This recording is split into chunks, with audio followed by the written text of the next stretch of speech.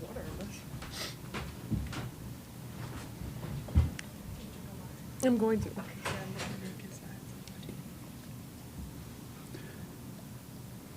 Oh, son of a. All right, at this time we are joined now by the Indiana Hoosiers, represented by student athletes Sydney Parrish and Karoline Striplin. If you would, please raise your hand, and if you have a question, we'll get a microphone to you. For either of the players, let's start over here on the left, in the front.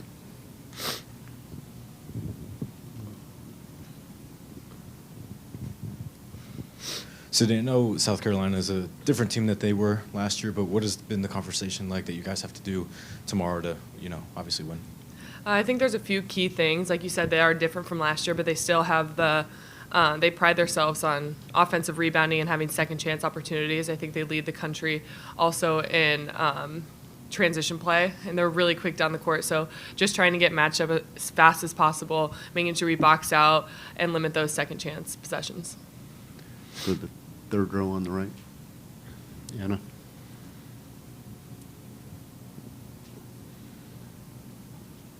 Back. Third row. Does it feel like you guys are playing in a mecca of college basketball when you come here? Cindy, you want to take that first? Yeah, of course. I think it's a really special place. First of all, it's really hard to win here, as a lot of people know. And just at the height of where women's basketball is right now, where South Carolina women's basketball is right now, it is a very special place. We know it's going to be sold out. We know there's going to be like 15,000 people rooting against us. But I think that's what makes March Madness really special, and we're in a position where anything can happen. I think we have like a 4% chance of winning, and I think South Carolina's lost one game here in like the last 4 years or something crazy.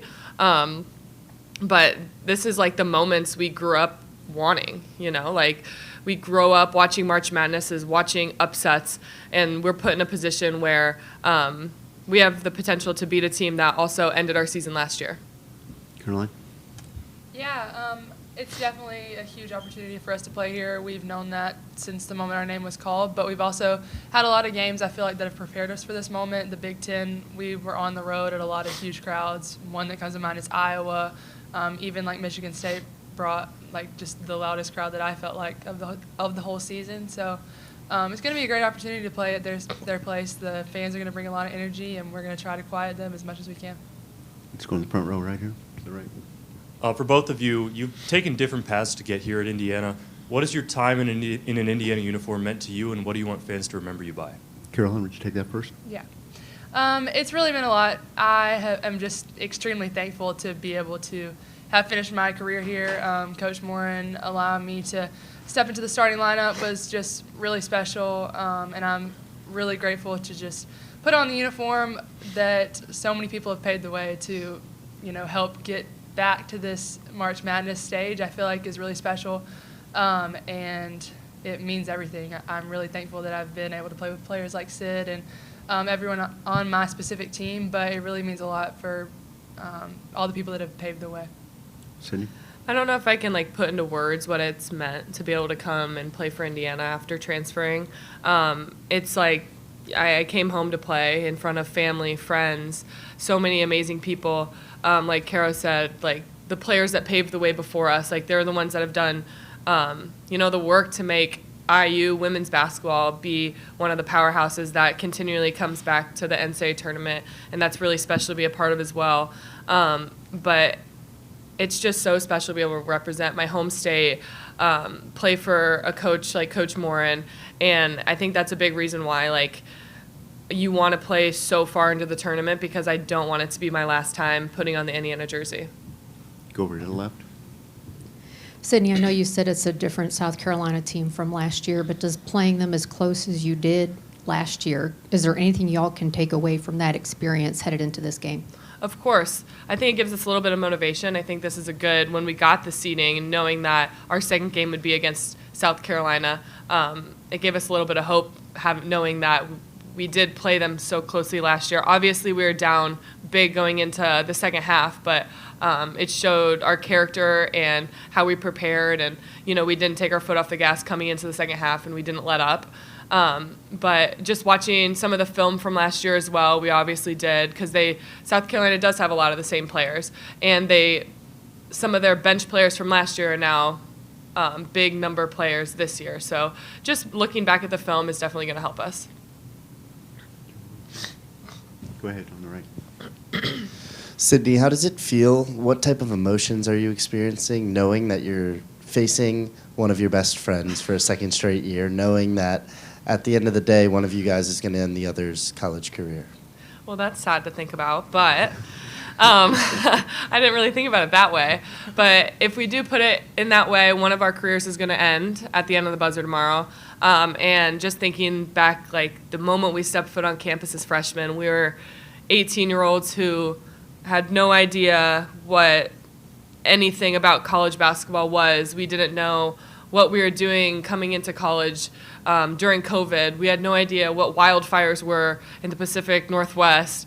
Just things that we came into college together, and knowing that it might be one of our last games come tomorrow. It's just a special thing to share with her. She was the first person to text me the moment where our names got called on Selection Sunday. I looked down at my phone, and it's a text from her, and it's special to have somebody on the other side of the court that, obviously we're going to be competitive, but at the end of the day, she's one of my best friends, one of my sisters, and she's family. Go to the third row. For both you guys, what does it mean to come to a program that the expectation is the NCAA tournament, 6 straight tournaments, now 7 with this year? What's the expectation, or what's it like to play for a team that is the standard that Coach Moren set? Sydney? I think that's a big reason why Karoline and I decided to transfer to Indiana. It is an expectation to make the tournament, and even though maybe the season overall didn't go exactly how we wanted a couple more wins in the record. But at the end of the day, we made it to the NCAA tournament, and that's one of our main goals. And it's not just to make it, but it's to win in the NCAA tournament. And people who play in the tournament know how hard it is to win. And just to get that one win yesterday was a huge success for us. And we have to realize that it's a big success, but we are also trained to win in the NCAA tournament. Karoline? Yeah, like Sydney said, I came here with expectations of making it to the tournament, and I'm really thankful that we did. But I think that what makes the tournament special is it's basically a new season. It's 2 teams just facing head-to-head. Whoever's playing the best that night is going to win. So I'm excited to go head-to-head tomorrow. Let's go in the front row middle. Karoline, what sort of individual challenge does the South Carolina Poets defense provide for you as a player? Mm-hmm. Obviously, they're all really long. They're athletic. They're really experienced players. Like Sydney said, the people that were on the bench last year are now moving into the starting roles, and they're people that I've played against ever since I stepped foot in college and even back to high school and AAU. So I feel like that might pose a strength, but also I'm just got to be prepared. I know that they like to block shots. They are really smart. They know how to play defense well. So just going to come down to me executing what I know that Coach Moren wants me to do. Stay in the front row, right?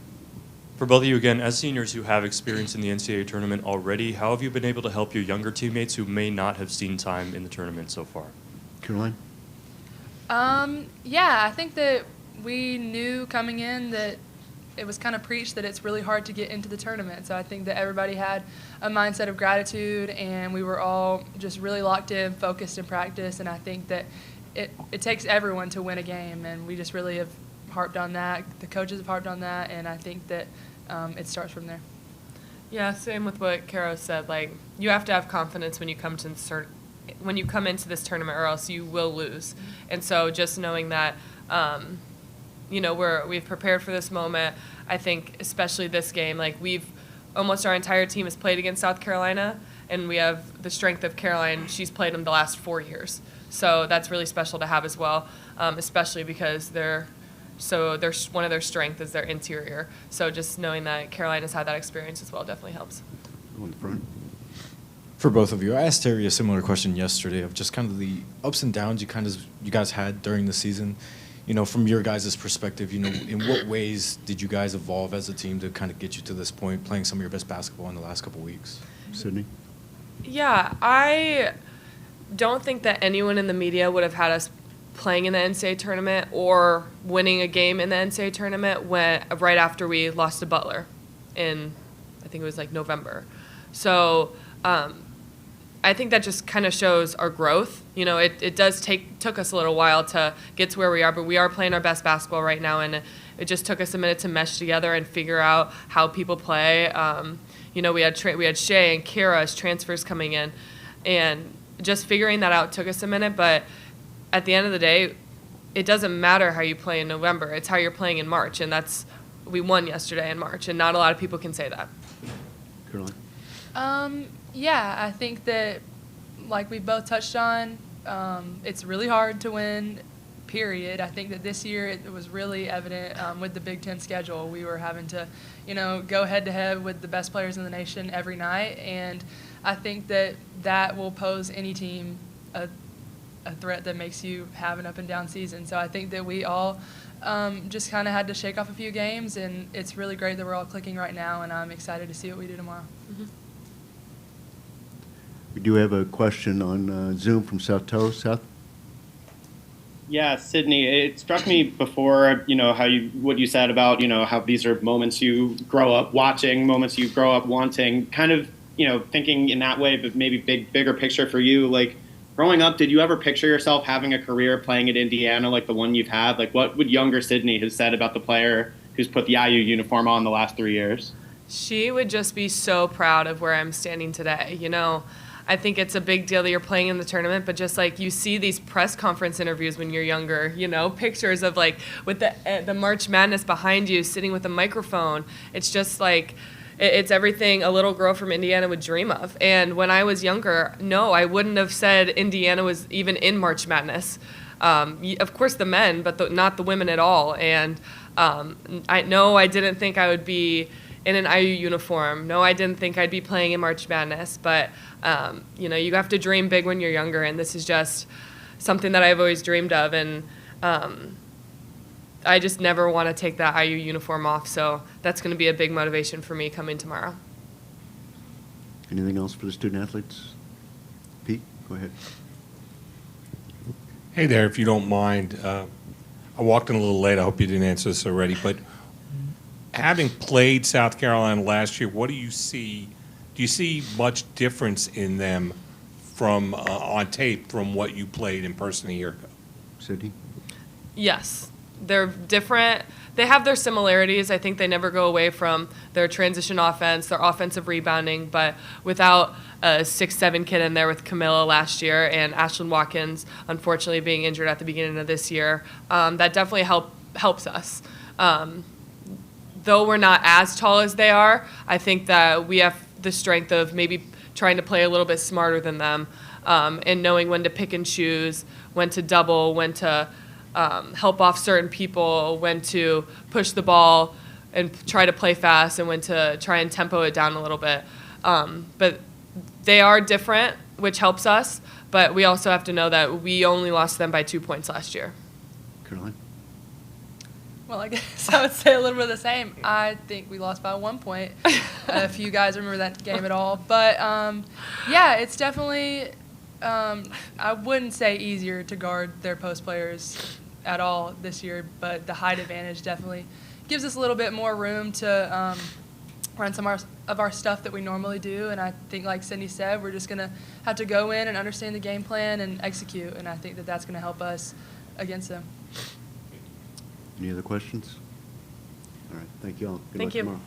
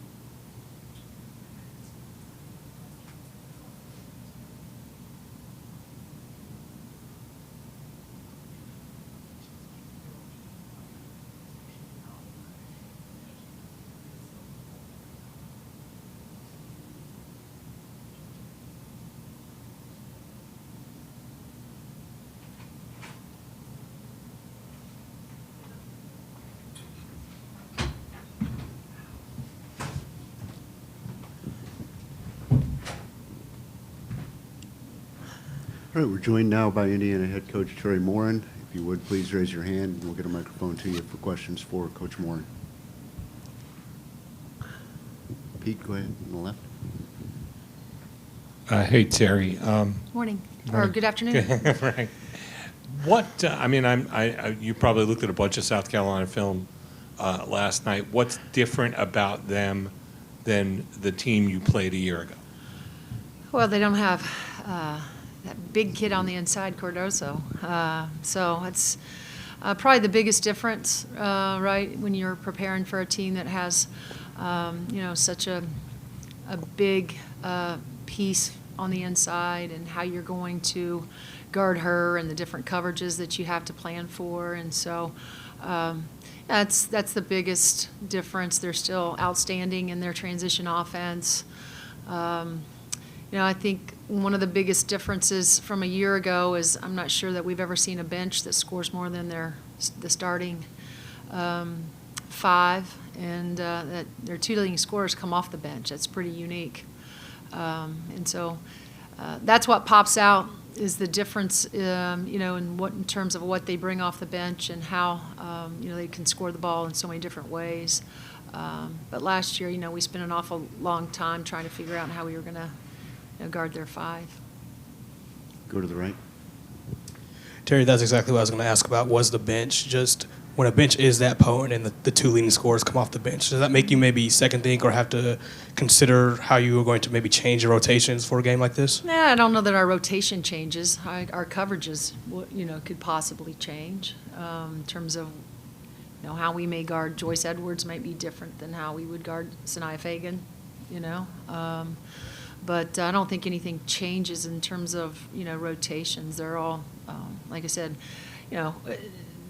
there's nothing to change when you're talking about how potent they are in their transition defense. I mean, you got to sprint back. That's whatever five are on the floor. That's where their secret sauce is, in transition, and how much they can hurt you if you don't sprint back.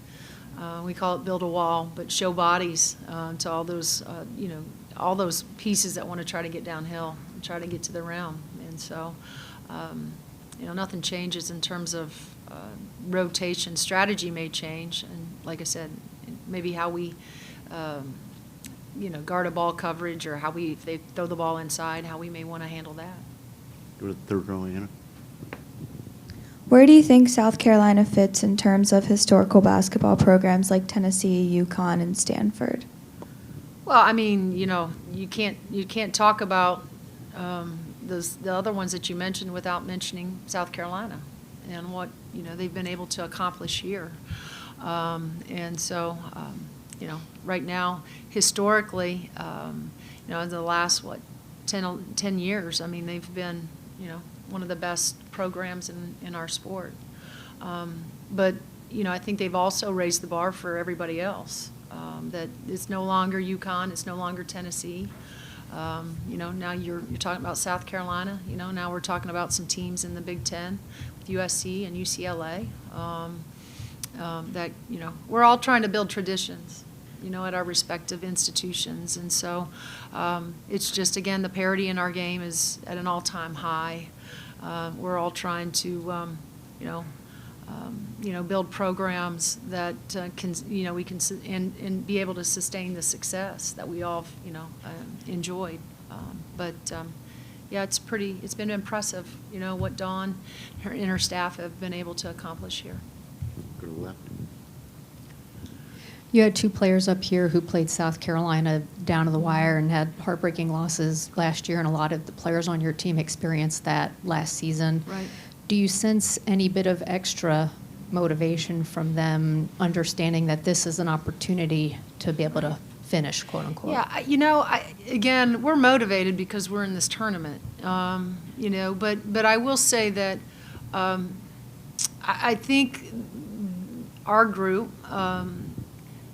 has confidence in the fact that we did play them. We dug ourselves a hole there in the first half, but then fought our way back out of it, and got within 2 points, and then Dawn calls a timeout and, throws the ball inside, and so we go down 4, but it was down to the wire, right? And so, again, disappointing that we couldn't pull it off, but yet,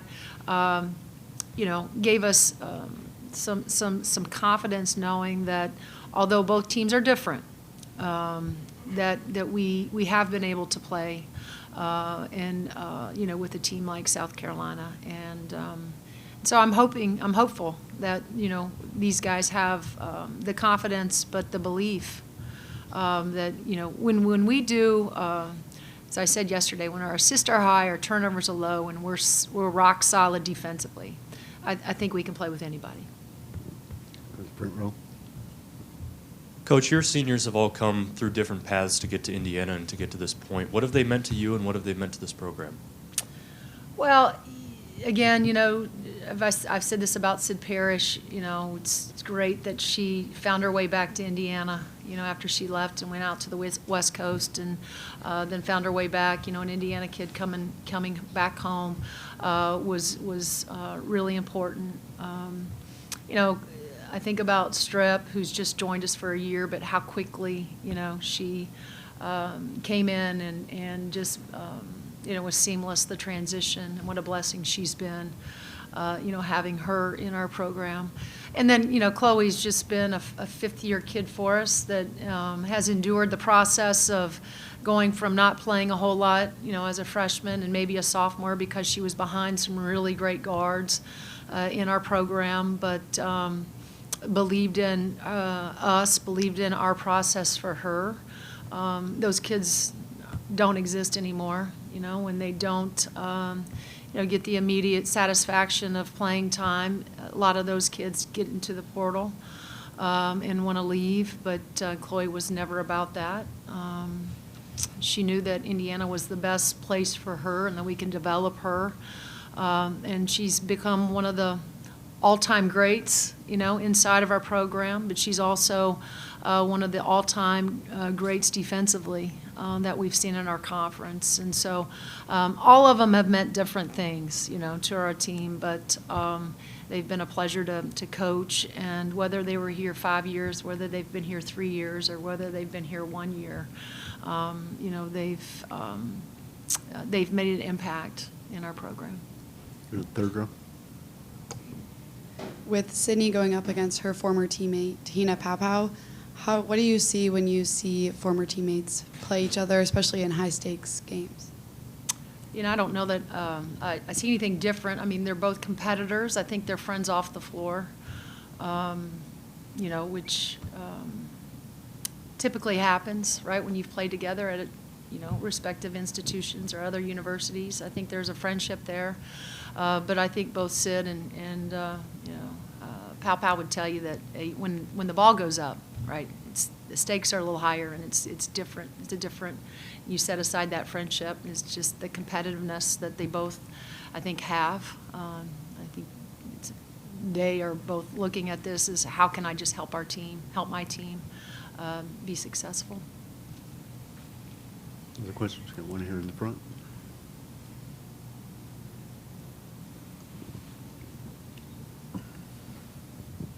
Teri, you talked about the post play a little bit, but what do you need to see from Karoline and Lily to sort of potentially give you that edge in, down low in the paint tomorrow? Yeah, they have to be rock solid. Like I said, this is going to be as much of a mental game as it's going to be a physical game. And for us, it's understanding tendencies, but also rotations, where we can be, where we can help off of. If there's an opportunity there because of spacing purposes, can we help each other? And so, we know they like, they're incredible with their high-low game, but where they really get you is the offensive rebounds, right? So we have to do our job, especially those two, of keeping Fagan and keeping Kitts and Joyce Edwards off the offensive glass. That's where it's going to, the most important job they're going to have is starts there with keeping them, from getting those second, third shot opportunities. Go to the third row. You got to coach Joyce Edwards a little bit over the summer. What do you know? What did you learn about her then, and how have you seen her game evolve this year? Oh, what I respect about Joyce is her how she goes about her work. although we were, in Columbia, the competition was just okay, but, she approached every game like, we were, playing for a championship, or a gold medal. Every game for her was a gold medal game. And that's the one thing that stood out to me, when you're dealing with some of the, not dealing with, but when you have the opportunity to coach some of those elite, top kids in the country, just their mindset, how they go about the film, how they go about their work. She was always first on the floor, always last one to leave. But I know she's very, very intelligent, very smart kid. But the seriousness that she went into every game, with was impressive. And so not surprised by, how well she's come in here and been special. Go to the right. Hey, Coach. Dylan Clearfield, USA Today Sports. With so many players coming through this program being lifers, like Chloe being a fifth year, like Allie being a lifer, and now coming back on the coaching staff, how do you maintain this promise and these connections that you build throughout recruiting them and continue along with them throughout the rest of their lives? Yeah, well, don't forget I have Kiana Worthen, who's also a player for me, and then Mackenzie Holmes, also a player. I have a lot of those kids that, I don't know about Mac. I think Mac thinks she wants to coach. I think sometimes when she's around, I don't know, she's thinking about that life choice because of how many hours we're in the office. But, again, I think it goes back to and culture is such a buzzword, but it really is about, the atmosphere, the culture that we've tried to create in Indiana, with it's so much bigger than just coaching. It's trying to prepare them for life, after Indiana.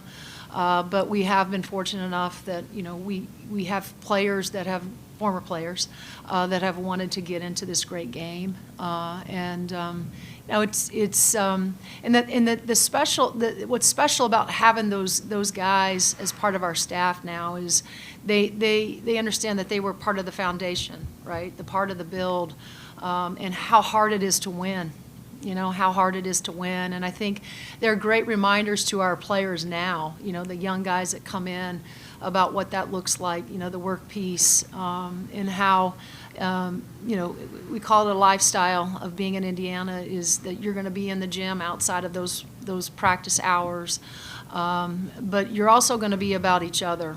Right? This is a program that has been built on players that have to kind of set aside, and we all do this, set aside our ego and understand that the only way that we're going to have success is by being about one another and kind of falling in love with the success that we all have as individuals.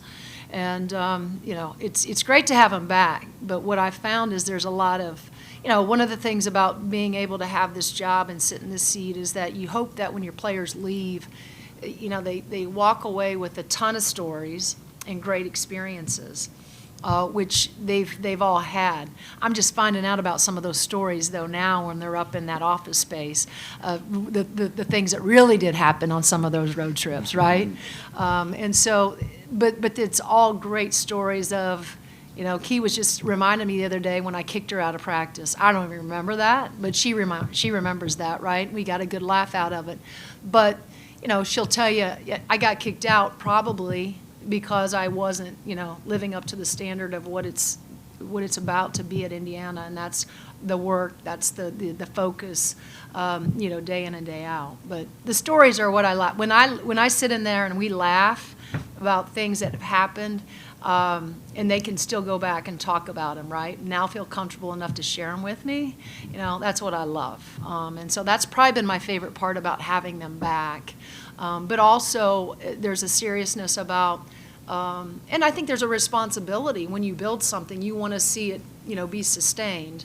And so I think that there's a responsibility that they feel like, and there's accountability, like, hey, we're not going to let this thing, go away. We built it. Now the responsibility is on those young kids, but this is how we built it.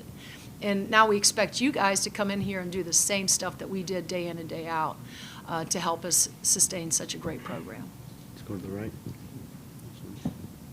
Teri, I asked a few players in the locker room. I just want to get your thoughts on it. Are you a fan of the black jerseys, and do you like them more than the regular Crimson Road ones you guys wear?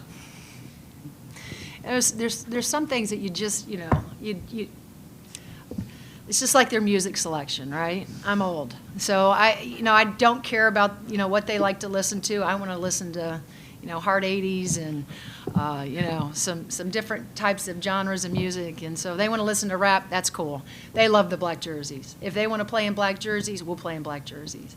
I think they look sharp. I laugh at sometimes our fan base that they get so, this is their tradition of Indiana, right? And they like their red, they like, their white. But, I think, times have changed. We have to change with the times. And so, our kids love playing in the black jerseys. And if they feel good in the black jerseys, then we're going to play in the black jerseys. And so those are things that I kind of leave.